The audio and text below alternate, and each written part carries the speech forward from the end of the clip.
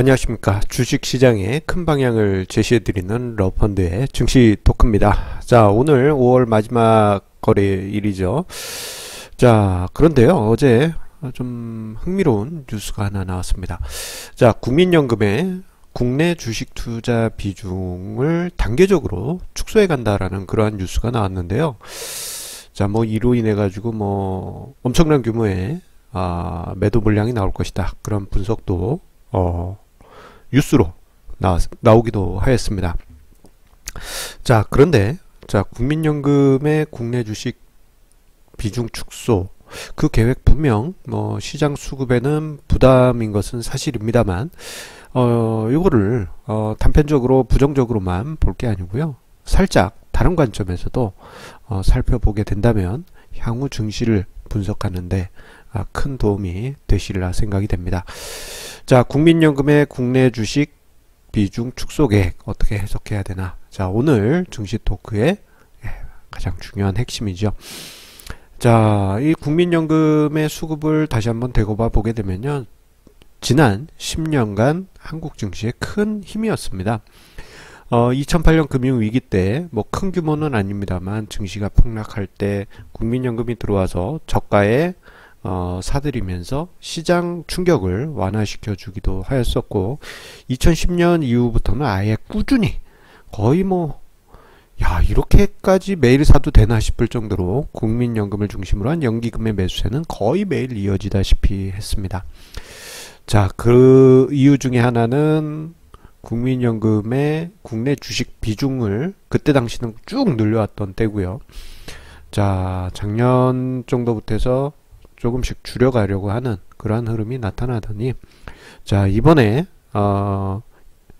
국민연금의 중장기 운용 계획에서 자, 2023년까지 15%내로 줄이겠다는 중기 자산 배분안을 결정하였습니다. 자, 왜 이런 결정이 나왔을까 한번 생각을 해보겠습니다.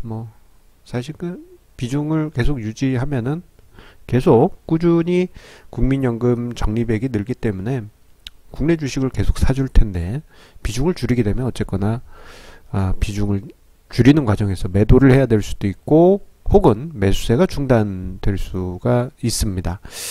왜 그런가 보게 되면요, 자, 2022년이 되면 기금 운용액이 1천조 원, 엄청난 금액입니다. 넘어설 것으로 보이는데, 자, 만약에 20% 비중을 유지하게 될 경우에는 200조 원을 국내 주식으로만 보유를 해야 됩니다.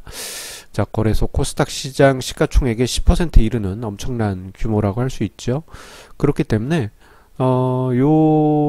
이것으로 인해서 국민연금이 시장을 좌지우지한다. 그리고 너무 큰 거대 공룡, 브라키오사우루스 같은 엄청나게 큰 공룡이 되면은 이게 한국 증시가 너무 비좁은 상황에서 가격이 왜곡될 수도 있고 우려감이 있다라는 의견들이 계속 있었던 것이 사실이에요. 그래서 특히 2043년 이후부터는 자금이 빠져나가는 그러한 그 구조로 국민연금이 바뀌게 됩니다. 왜냐하면 저도 그때 되면은 2043년이면은 저도 국민연금을 수령할 그런 나이가 됩니다. 당연히 돈이 빠져나가겠죠. 그때 만약에 지금과 똑같은 비중으로 국내 주식을 보유했다가 그때부터 적립액을 빼간다, 축소된 적립액이 줄어드는 상황이다 그러면은 주식시장에서 엄청난 쇼크가 벌어질 수가 있습니다. 그래서 단계적으로 좀 충격을 완화하기 위해서 다른 자산, 해외 자산으로 비중을 높이는 것은 어떻게 보면은 자연스러운 현상일 겁니다. 자, 지금 화면상의 도표는요, 국민연금의 적립액 추이입니다. 국민연금 기금운용본부 홈페이지에 있는 자료고요. 자, 2006년만 하더라도 기금운용액이 200조 원도 안 됐지만 지금 한 10수년 지난 지금은 625조로 거의 한 3배 넘게 그렇게 증가했고, 2022년에는 1000조, 앞서서 2022년이네요. 2022년에는 1000조가 넘을 것으로 그렇게 예상되어지고 있죠. 꾸준히 그래도 회사 다니시고 그리고 경제활동 하신 분들은 꾸준히 예, 국민연금을 적립하기 때문에 기금 증가는 어떻게 보면 자연스러운 현상일 것입니다. 자, 그런데요, 여기서 2023년까지 국내 주식을 15%로 줄인다라고 한다면요, 자, 여기서부터는 좀 이제 골치 아파집니다. 지금 현재 대략 한 20% 정도 돼요, 국내 주식 비중이. 자, 그런데 기금 적립액 600조 원대 초중반에 지금 현재 위치해 있는데, 이 중에 1%, 그러니까 국내 주식 비중을 1%포인트만 줄여도 그 금액이 6에서 7조 원대라는 제법 큰 물량이 나와야지만 합니다. 이거 부담스럽죠. 자, 그렇기 때문에 국민연금의 국내 주식 투자 비중 축소는 일정 부분 수급 측면에서는 긍정적이진 않다. 그럼 부정적인 게 아니고 긍정적이지 않다라고 하는 얘기는 이게 어떤 의미입니까? 그렇게 해석하실 수 있죠.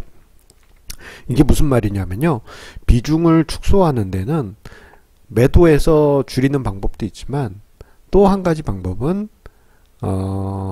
하나는 매도해서 줄이는 방법, 또 하나는 매년 50조 원 넘는 금액이 국민연금에 적립되고 있기 때문에 억지로 팔지 않더라도 주식 비중이 단계적으로 줄어듭니다. 조금씩. 그렇겠죠? 돈은 계속 들어오는데 국내 주식을 사지 않으면 비중은 점점, 포션은 점점 줄어들게 되죠. 자연스럽게 비중을 맞추는 방법일 것입니다. 자, 그렇기 때문에 만약에 현재 위치에서 종합주가 지수가 만약에 유지된다고 한다면요, 공격적으로 국민연금이 매도는 하지 않을 것으로 보입니다. 예, 그렇다고 해서 공격적으로 매수하는 건 또 아닙니다. 소극적으로 매매하거나 사는 것도 아니고 파는 것도 아니고 이런 형태가 반복될 가능성이 높습니다. 자, 그렇기 때문에 제자리 주가지수가 제자리 걸음을 이어갈 경우 매수하지 않는 것만으로도 저절로 국내 주식 비중은 목표치에 근접하게 될 것입니다. 다만 시장이 상승할 때는 이게 자연스럽게 비중이 높아지잖아요. 예, 국내 주식이 상승했다 그러면 국내 주식 평가 금액이 커질 거 아닙니까? 그렇게 될 때는 자연스럽게 매도가 나올 수는 있습니다. 그 시점, 그 부분에서는 조금 부담일 수는 있어요. 상승하는데 비중이 커지니까 매도. 그러면 상승할 때 좀 힘을 빼는 효과가 있겠죠. 근데 이게 또 나쁜 거라고는 저는 보지 않습니다. 왜냐하면 시장이 급하게 가면, 예, 급하게 상승하면 김을 좀 빼주면서, 예, 흥분을 가라앉히는 긍정적인 효과도 있기 때문입니다. 자, 그렇다고 해서 국민연금의 매매가 나쁘진 않다라고 이야기를 드렸습니다만, 그렇다면 우리가 시장이 하락할 때 예전처럼 든든한 우군으로서의 존재에서 국민연금이 이제 벗어나 있을 것인가, 그걸 생각해 보면요, 그건 아니다라고 결론적으로 말씀드릴 수 있겠습니다. 왜냐하면은 국민연금의 자산 운용은 기본적으로 자산 배분 전략으로 운영이 됩니다.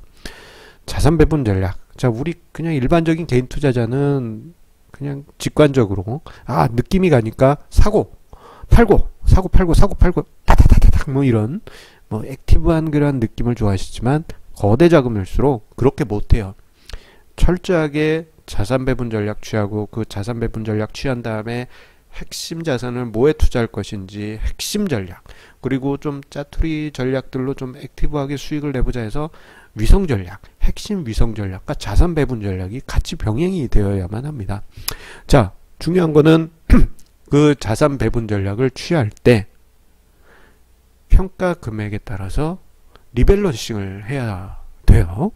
자, 그렇기 때문에 주가지수가 상승하면 주식 평가 금액이 늘어나니까 리밸런싱 할 때 주식을 일부 팔아서 안전자산으로 옮기고, 반대로 주식 시장이 하락했다 할 때는 주식 평가 금액이 조금해지기 때문에 안전자산에서 돈을 빼앗아 주식을 사게 되는 것이죠.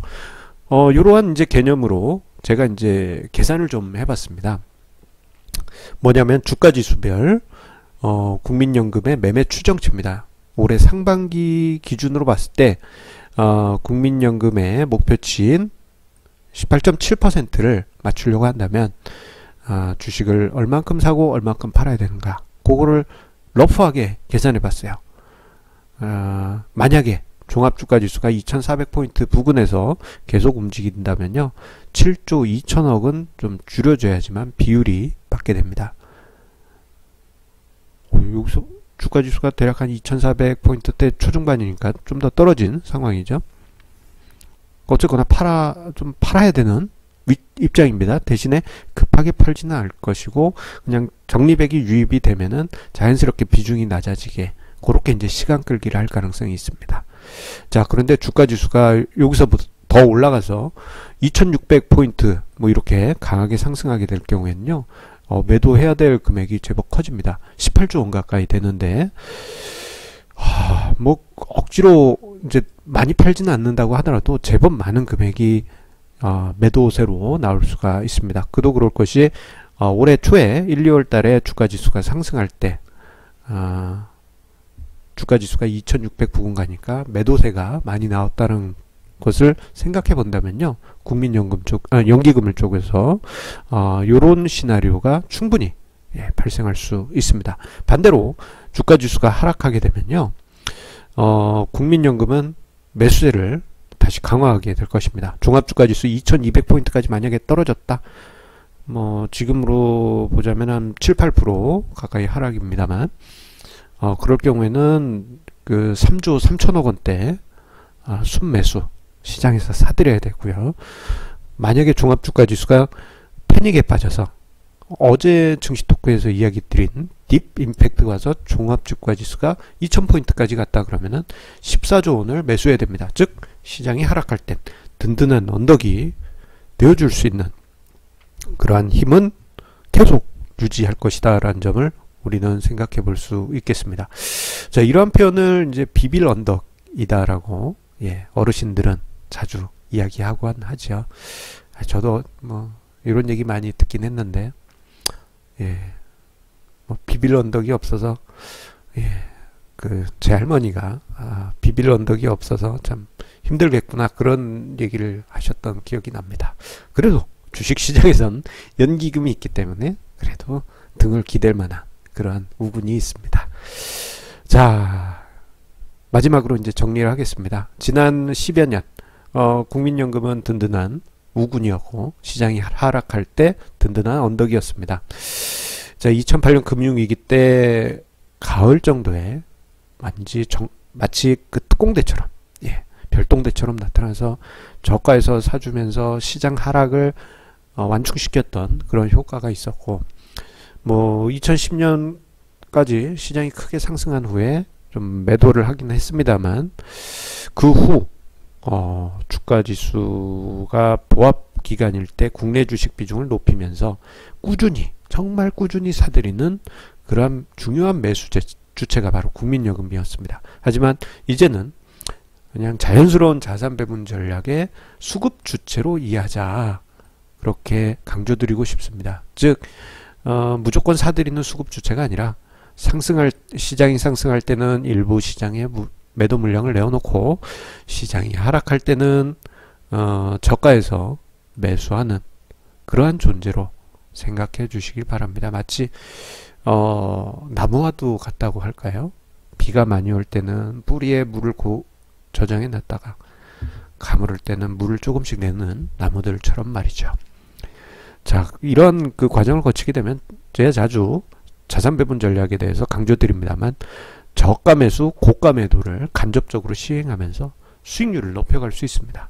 자, 이런 국민연금을 중심으로 한 연기금의 운용 스타일을 살짝 이렇게 보면서 공부를 하다 보면요, 우리도 자산 배분 전략을 왜 써야 되는지를 다시금 새삼스럽게 떠올리게 될 수 있겠습니다. 자, 오늘 5월의 증시 토크는 여기서 5월 마지막 증시 토크는 마치도록 하겠고요. 자, 이번 달에도 시청자님들의 좋아요와 구독하기를 해주셔서 많은 구독자분들이 늘으셨습니다. 더 많은 구독자분들이 늘어나기를 바라겠고요. 지인분들께 제 영상 공유해 주신다면은 저에게 큰 힘이 되겠습니다. 자, 그럼 5월 마지막 결산 잘 하시고요. 다음 달, 내일이죠. 내일 증시 토크에서 다시 찾아뵙겠습니다. 감사합니다.